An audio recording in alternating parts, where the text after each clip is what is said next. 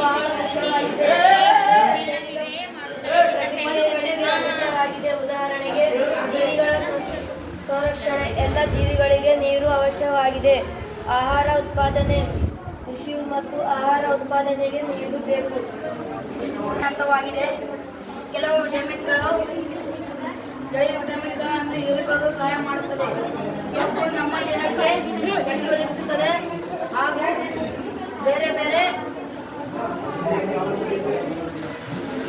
ಬೇರೆ ಹಾರ್ಮೋನ್ಗಳನ್ನು ತಯಾರಿಸಲು ಸಹಾಯ ಮಾಡುತ್ತದೆ.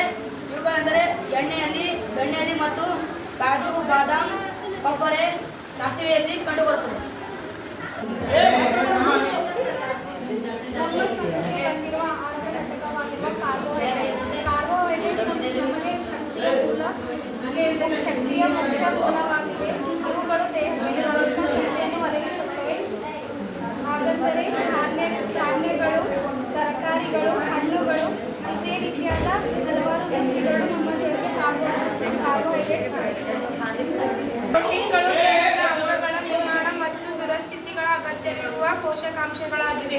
ಪ್ರೋಟೀನ್ಗಳಿಗೆಲ್ಲ ಇವು ಮೊಳಕೆ ಕಾಳುಗಳು, ಕಡಲೆ ಕಾಳುಗಳಲ್ಲಿ ಕಂಡುಬರುತ್ತವೆ.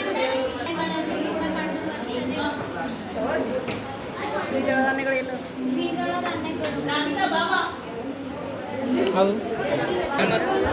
ವಿಟಮಿನ್ಗಳು ದೇಹದ ನಿರ್ಮಾಣವನ್ನು ಮಾಡುತ್ತವೆ.